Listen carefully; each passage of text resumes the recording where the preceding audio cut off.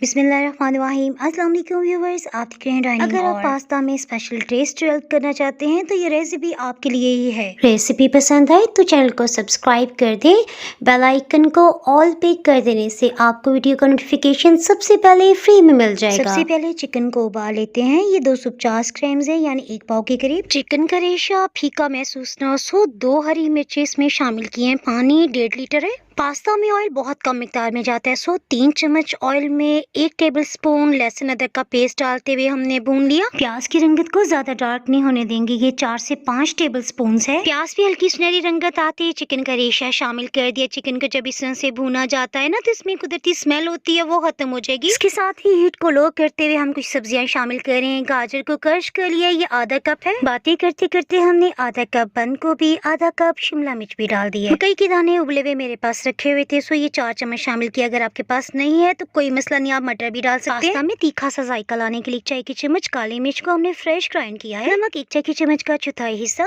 Soya sauce 2 खाने वाले चम्मच और चिली सॉस ये 1 खाने वाला चम्मच है। सभी को अच्छी तरह से मिक्स कर लेने के बाद चिकन की यखनी जो बची हुई थी ना, वो भी हमने इसमें शामिल कर दिया। ये आधा कप है। 2 हरी मिर्चें, ये बहुत तीखी है, दरमियान से हाफ कट कर लिया है। इसे बिल्कुल लो हीट पे पकने देते हैं। इसके साथ ही हम पास्ता ले लेते हैं। आप इसमें अपनी पसंद की जो भी शेप हो वो ले सकते हैं। पास्ता को बॉईल करने के लिए हमने 7 कप पानी लिया है। इसमें 1 टेबलस्पून नमक डालते हुए पानी में एक उबाल आने देंगे। उसके बाद इसमें पास्ता शामिल कर दिया है। पास्ता को बॉईल करते हुए 1 चम्मच ऑयल भी डाल दिया था, इससे बिल्कुल नहीं चिपकेगा। हीट को मीडियम लो ही रखा हुआ है। तकरीबन 8 से 9 मिनट्स के अंदर अंदर ये 95% तक गल गया है। पास्ता को अगर आप इससे ज्यादा गलाएंगे तो सब्जियों और चिकन में मिक्स करते बिल्कुल टूट फूट जाएगा। हरी मिर्च का जायका तो इसमें शामिल हो चुका है ना, सो हमने निकाल लिया। देखिए पास्ता कितना खिला खिला सा है।